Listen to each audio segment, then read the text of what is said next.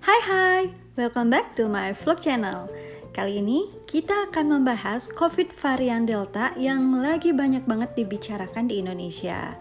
Nah, kita kali ini akan membahas dari mana sih COVID varian Delta ini berasal dan kenapa kita harus mengantisipasi yang namanya varian Delta. Yuk kita simak.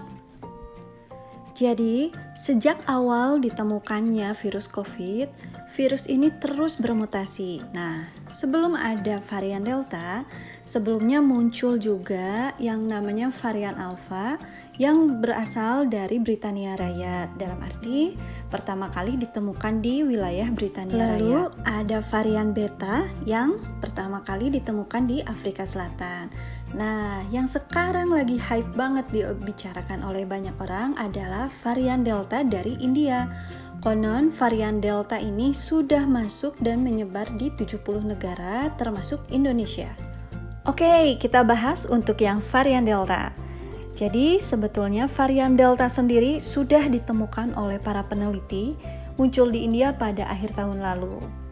Seperti yang dilansir dari laman bbc.com, sebetulnya pada Januari hingga Februari 2021, kasus COVID di India itu sudah berada di angka 20.000.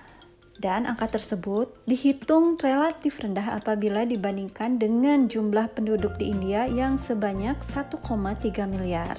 Dan mengacu pada kondisi tersebut, aktivitas keseharian di India berangsur menuju normal, termasuk mereka pun mengadakan kegiatan politik serta mereka pun mengadakan festival Kumbh Mela yang diikuti oleh jutaan umat Hindu. Namun sayang banget kegiatan tersebut tidak diikuti dengan prokes, sehingga memicu penambahan kasus COVID di India dan bahkan mencapai 230.000 kasus per hari. Sehingga dengan adanya penambahan tersebut muncullah istilah tsunami COVID. Dan dilansir dari kompas.com, varian Delta ini merupakan varian yang lebih berbahaya dari varian-varian COVID sebelumnya. Varian Delta lebih banyak menyerang orang muda serta lebih cepat menular. Nah, apa aja sih gejala dari varian Delta ini? Yuk kita simak yuk. Jadi, gejala dari varian Delta ini diantaranya adalah mual dan muntah, kehilangan nafsu makan, nyeri di area perut serta diare, kemudian juga muncul nyeri di area sendi dan munculnya gangguan pendengaran.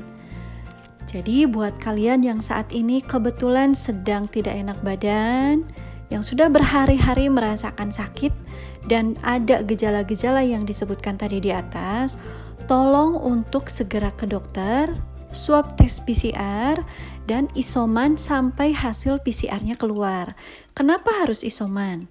Karena dengan isoman kita menjaga diri untuk tidak juga menularkan penyakit kita ke orang-orang di sekitar. Jadi amit-amit nih ya, kalau positif hasilnya, dengan isoman itu kita sudah memproteksi orang-orang sekitar untuk tidak tertular. Oke, jelas ya? Nah, varian Delta ini sadly but true sudah masuk ke wilayah di negara kita. Salah satu area yang sudah terkena varian Delta adalah di daerah Kudus, Jawa Tengah. Dan varian inilah yang sudah memicu angka kenaikan COVID di daerah Kudus.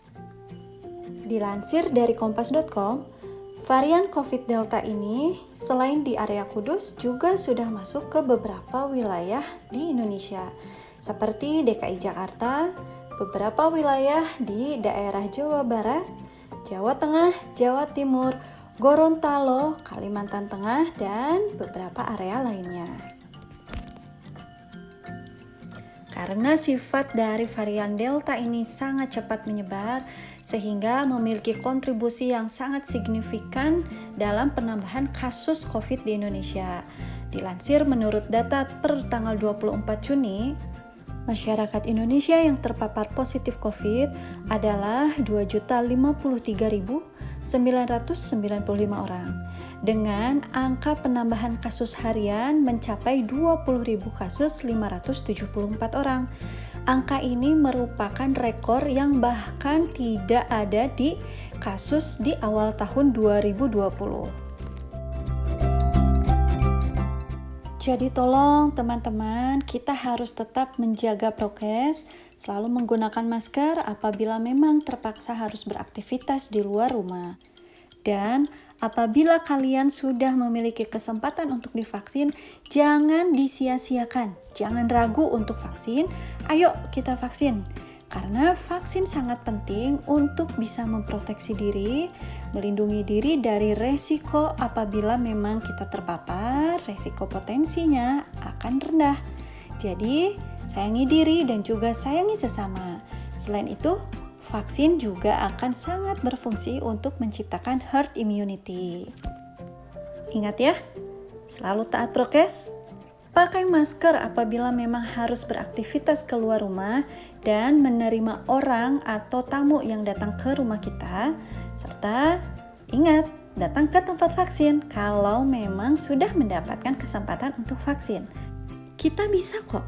Yakin bahwa kita pasti bisa menjalani dan melalui pandemik ini bersama-sama. Selama kita mau bekerja sama, seperti contoh kecil aja.